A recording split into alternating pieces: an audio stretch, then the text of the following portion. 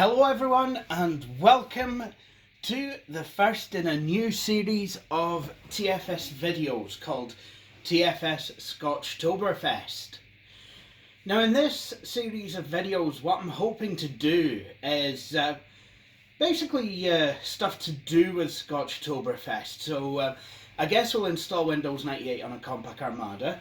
We'll make a cup of tea. What else will we do? Oh yes, we'll talk about independence and why it should happen. And yeah, and then we'll go for a wee trip around the Highlands, and I'll talk about how beautiful it is and how all the photos on my way to take will look perfect on the Compaq Armada, on which we have just installed Windows 98. Hang on a minute. Getting a memo here. Is that? What? Scotchtoberfest isn't a real thing? Damn it, Principal Skinner! You lied to me! You used me, Skinner! You used me! Anyway. Right, okay. So, okay. Right, well, I'm going to have to think on my feet here. The video's rolling now. Right, okay. So, what can't do Scotchtoberfest. Nintendo Switch. No, Nintendo is not the spell cast by Harry Potter in the video games. You know, it doesn't go around Hogwarts like screaming Nintendo. Anyway, so yes, the Nintendo Switch. Some of you will have seen me unboxing one of these consoles not too long since, but now I've had a wee chance to have a play about with it, so I thought I would give it a more in-depth review, you know, while the sky is clouding over. So my Switch is here, sleeping in this rather fetching blue case, which I got for not a lot of money on eBay.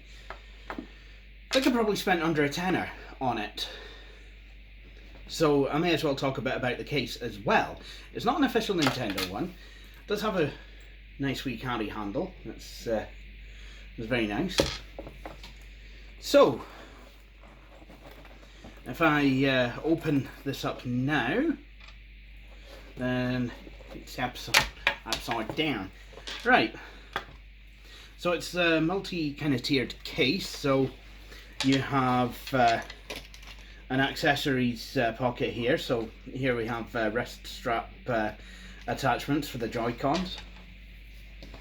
If I had any extra pairs of Joy-Cons, I could throw them in there if I wanted to. If I had the American power adapter, I'm sure that would fit, but as I've got the UK power adapter, it doesn't. Although I did get an American power adapter because of course this Switch came from Elmo 3.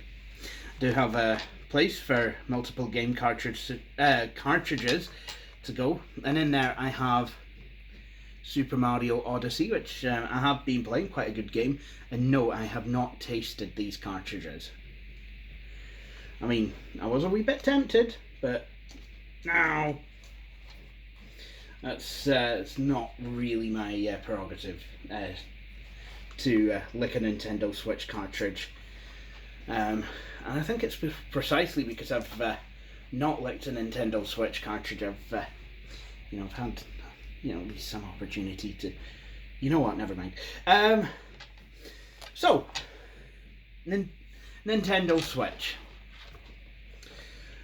So, this case has a wee pad for the screen to go on, and it also has these elastic band restraints, but I'm not using them.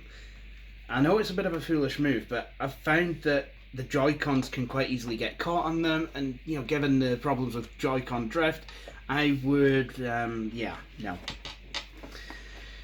So, here it is then, the Nintendo Switch. Now, this is the original version, not a launch day version. This one came with a screen protector on it because Elmo 3 put one there for me. And on either side you have your Joy-Cons, which can be removed. So you can hold them one in each hand, or in certain games you can take one yourself and then give one to a friend. Playing 2-player games, quite nice. The Joy-Cons have got a nice HD rumble thing, so it's you get discrete feedback for various games, like on Crash Bandicoot N. Sane Trilogy.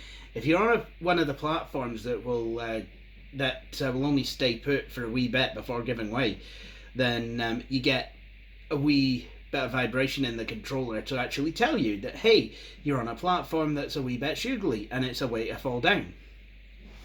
So that's kind of nice. Of course, in the box, if you're wanting to use the Joy-Cons, just as a set-top console controller, you've got this wee guy. You put them in, and it's all right. I mean, it's some people will say it's not the most ergonomic of things, but I mean, you know what? Who decided that the Duke controller for the original Xbox was ergonomic? This is not bad. I mean, it could be better, but you know what? I like it. I like it. I think it works quite well. That said, I do plan to get a Pro controller because I'm told the Pro controller is actually quite a lot better than using these Joy-Cons. Although the Joy-Cons do have their uses, so they have gyroscopes, so you can use them. You can use them a lot like actually like a Wiimote. So in Super Mario Odyssey, one of the game mechanics is that you throw your hat at enemies and then you become them. Or other kind of characters. So if one of those balls on a chain, from Super Mario 64 comes at you, it's like, oh, actually I can be that ball on a chain. I just kind of start swinging this around, and then Mario will throw his hat at him, which is quite something. And then I can just kind of, as the ball on a chain thing, I know there's got to be a proper name for those guys, but I don't know it. As a ball on a chain thing, I can strain against my chain, let go, and then I can smack into something that can then break. So unlocking different bits of the world. It's got kind of different mechanics like that on it. Of course, the Switch itself is a touchscreen device, so you can use it as a tiny little tablet, and of course you can put the Joy-Cons back on it and use it as a very large PSP. Nice. So let's, whoops, that went well. Let's switch it on. So I must admit, I have actually been using this and you're playing a fair amount of Crash Bandicoot on it. So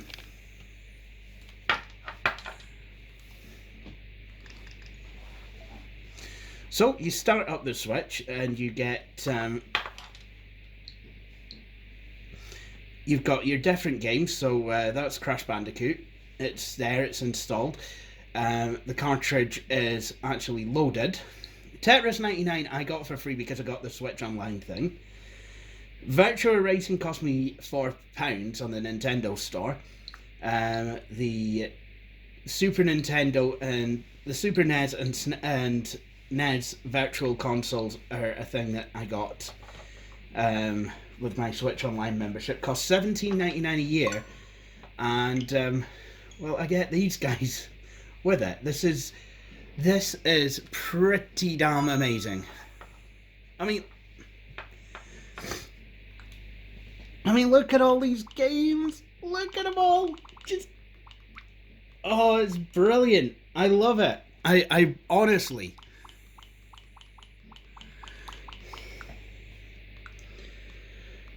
And you get a lot of the classics as well. So yes, you get Super Mario Brothers, but what if you just wanted to play Mario Brothers?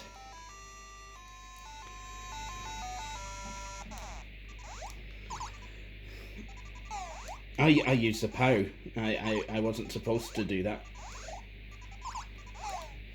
So I've done a couple of tournaments with this game, but with the Atari 7800 version.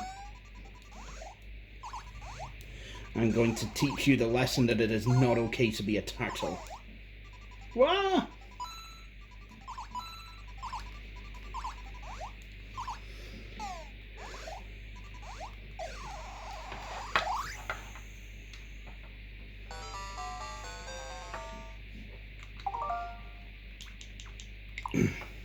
So I can play NES games. I can also play some SNES games. So I'll close that and open that.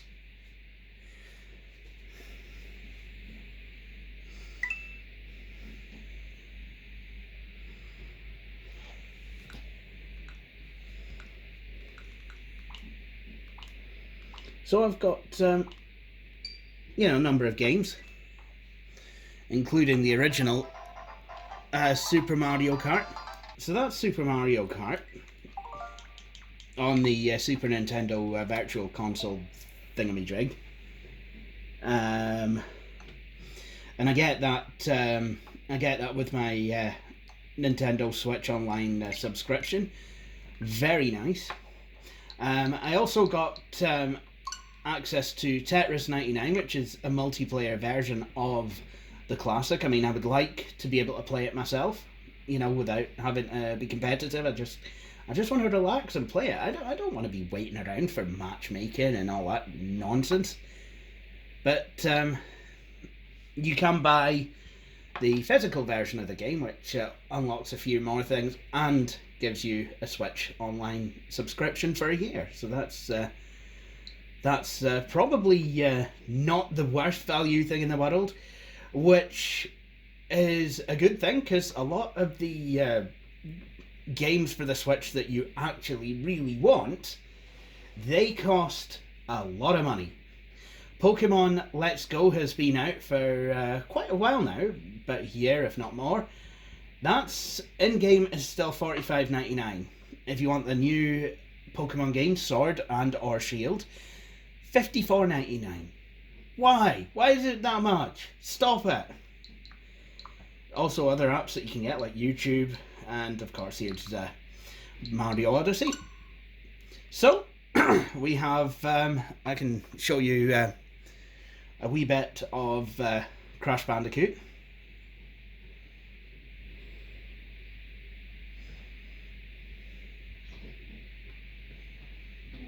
So yeah, it does still take some time to load, but Activision presents a smashing blast from the past.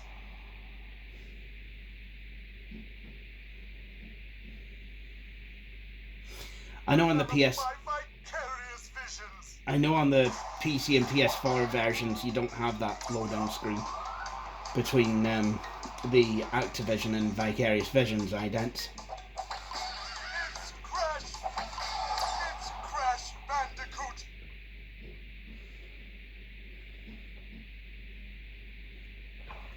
But this, I mean, this has kind of been a criticism of this game on pretty much any platform. So as you can see, you've got the warp rooms and what have you. I mean, I'm in the third warp room on here. Of course I had to get Crash Bandicoot on this platform. Actually, I'm glad I did, because it actually gives me a chance to, you know, just kind of see how I like the game, you know, on the different platforms. Just, you know, it allows me to test each platform with a constant. And if there's something that I really know, if it's not Grand Theft Auto 5, it's definitely Crash Bandicoot.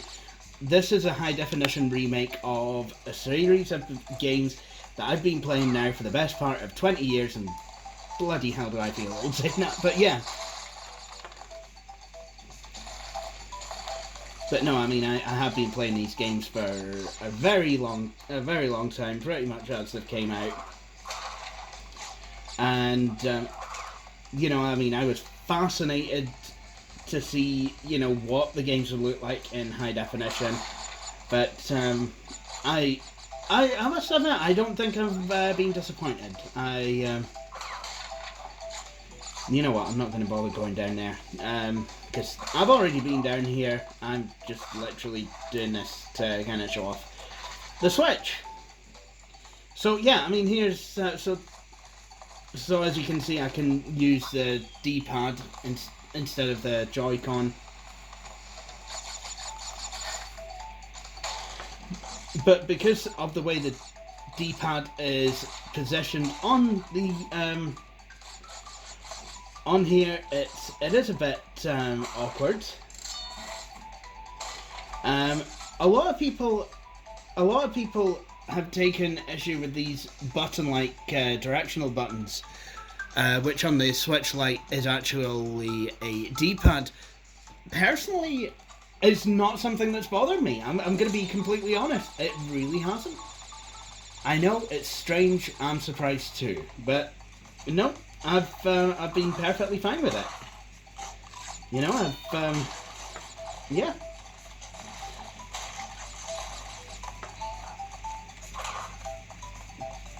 But there you go.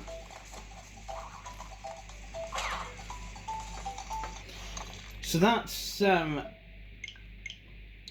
is Crash Bandicoot. Now, if we take a look around the Nintendo Switch, obviously we have the Joy-Cons. Each Joy-Con actually has like a couple of buttons at the back, as well as the shoulder buttons and the face buttons and the each analog joystick. So you know, those extra buttons just kind of allow them to, you know, have more buttons if used as a separate control.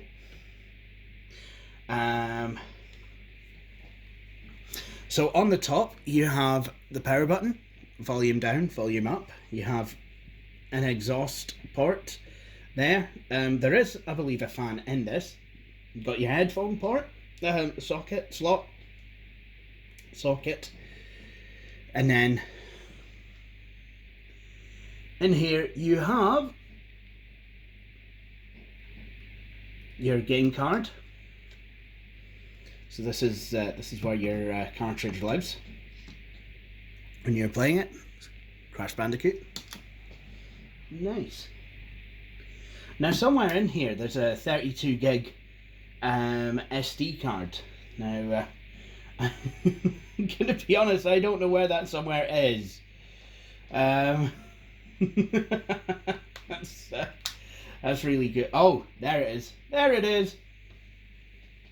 Wasn't that nice? It's underneath the kickstand, which is also here. So it's like, you know, if you wanted to play your Switch with the Pro Controller or the Joy-Cons detached, you could do that.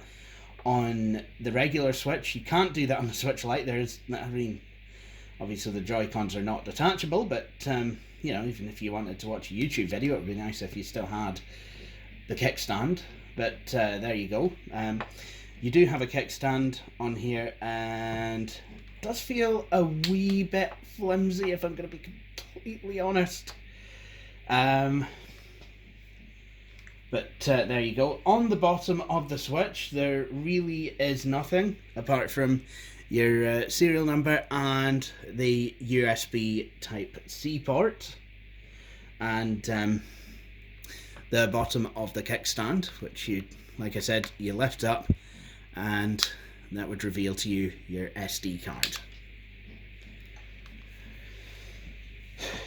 Now, speaking of the USB-C port, it is non-compliant. It can be a bit funny with other USB-C chargers, from what I've heard. So what I did was just get the UK Nintendo charger.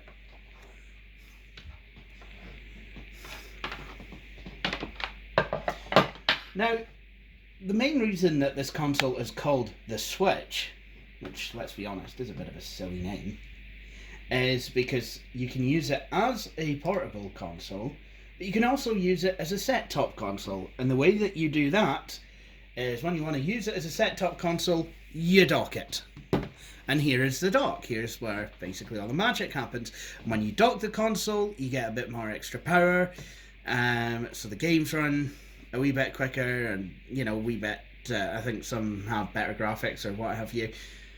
Obviously the Switch isn't running on batteries at that point. But if we take a look around the dock, in here you have a USB-C cable, and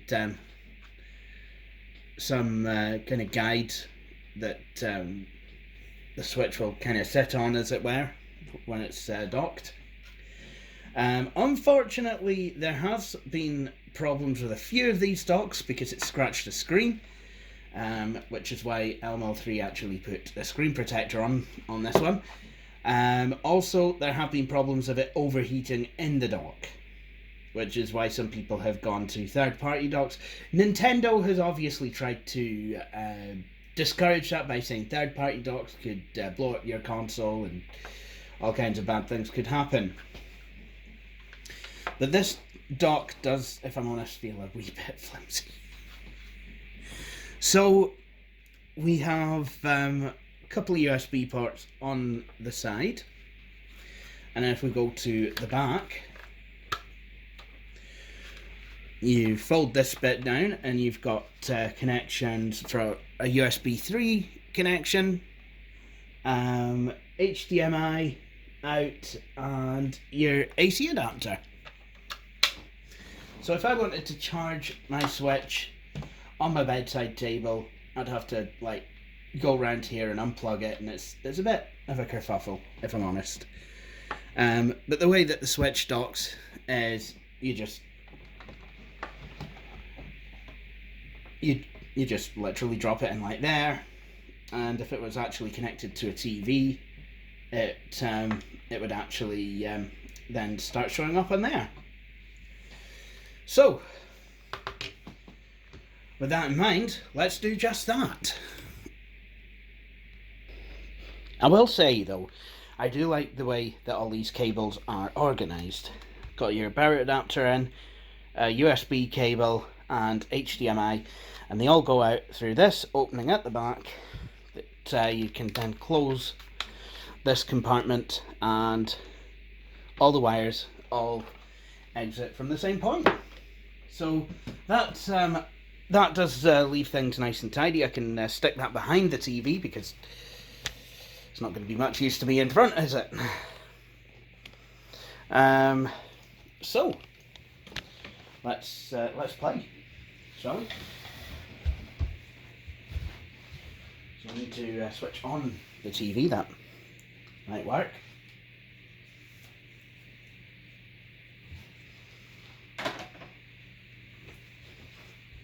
And while that's switching on, I will disconnect the Joy-Cons.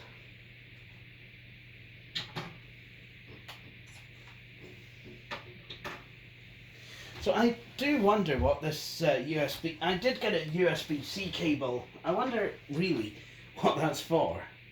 Because I have tried using it to charge, and it kind of does, but not really.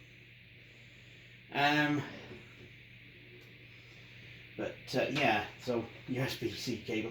I wonder if I'm supposed to be able to use it. Nintendo thinks I should be able to use it with a different plug. Like, oh, here's an extra charging cable or something. I don't know.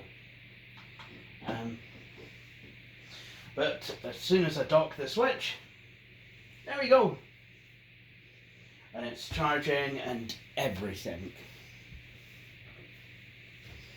So I'm just gonna... Well, actually, both Joy-Cons are now paired because there are lights on them. Oh, something. Oh, it's... Whoops! Might have left the game cartridge out of the Switch. That could have just happened. Actually, You know what, yeah, I think I'm just going to stick with Crash Bandicoot, because I know Nintendo supposedly relaxed the rules on... I know Nintendo supposedly relaxed the rules on showing their content, but I would rather not risk it. So Crash Bandicoot is loaded. You can probably tell by the way it lets me play or something.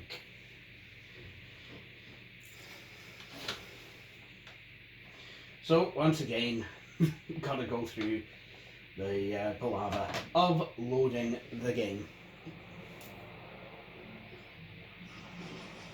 Activision presents a smashing blast from the past. Oh, fantastic!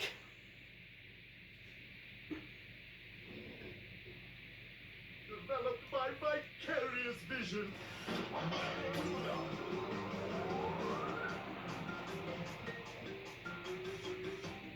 It's Crash Bandicoot!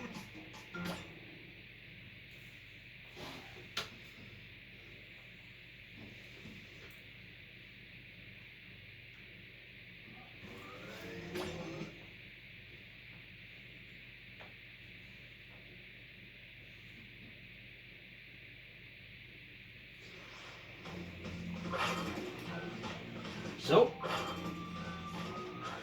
whoa. Oh, barbecued Bandicoot.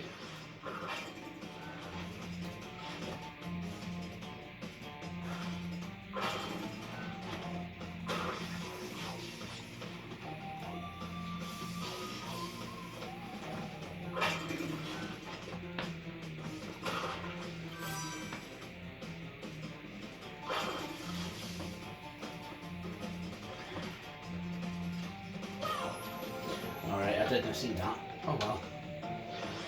So, this is me playing on the big screen. It's not bad. Really, it's not bad at all. I mean, this is not really that much, I don't think, of a demanding game. This is where I'm supposed to say the specs of the Switch and relate them to the Xbox One and the PS4, but I just don't know at this moment in time. I know it's terrible, but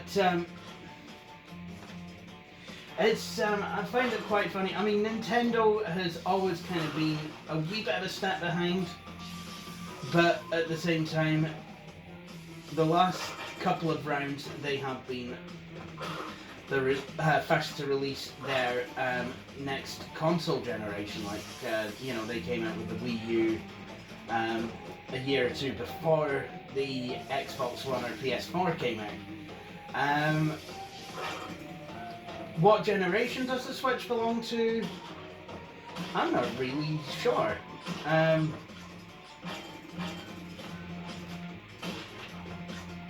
But I mean, I would still reckon that the PS4 and the Xbox One have got, you know, a bit higher specs. But I mean, I'm not sure that you know, hardcore gaming is what the Switch is all about. But the fact that I can play at least some modern games on the move with this thing is pretty fantastic. I'm going to be completely honest. I did this wrong. I'm just going to have to kill myself. But I mean, this and that. I mean, I'm really enjoying the Switch, I have to say. I like the fact that you can use it as both a handheld and as a set-top. So, like, you know, sometimes I'll have a couple of levels of Crash Bandicoot before I go to my bed. Similarly, sometimes in the evening I will plug it into the TV and, you know, play on there. Obviously for me, I will find it easier to see on the television, so if there's something I'm James. If there's something that I'm really, really struggling with, I will, I'll try playing it through the TV. Or if there's something that I really don't need to be paying that much attention to, I will play on, I'll just play it on the Switch itself. So, yeah, that is something. That really is, yeah. And that's exactly why I got it. I like the versatility of it. So, as for the issues, well, Nintendo's Joy-Con issues, the Joy-Con drift. It's, I think that's basically where the joysticks on the Joy-Cons will, basically drift, and your character will move in directions that you did not tell it to move in, or something like that. I mean, it's bad enough on the regular Switch. You can put your controllers to Nintendo and they'll send you out some new ones. Fair enough. But with the Switch Lite, it's a problem on the Switch Lite. The Switch has been out for, 2 years now? You still haven't sorted it, Nintendo. And now you have a console whereby the Joy-Cons cannot actually be removed. And you've still got the problem. You're going to have to send the entire bloody console back to get the bloody Joy-Cons repaired. Why? This is... Surely you've had enough time to sort this now.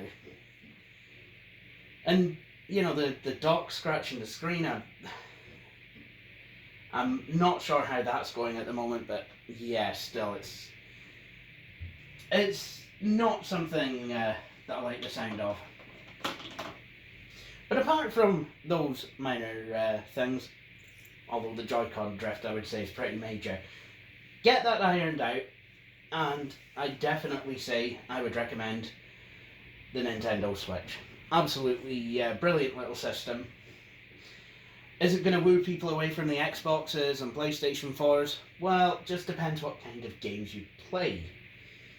If you're into a lot of the AAA shoosty titles, then I would probably say that no, you probably might want to keep hold of at least one of the other consoles.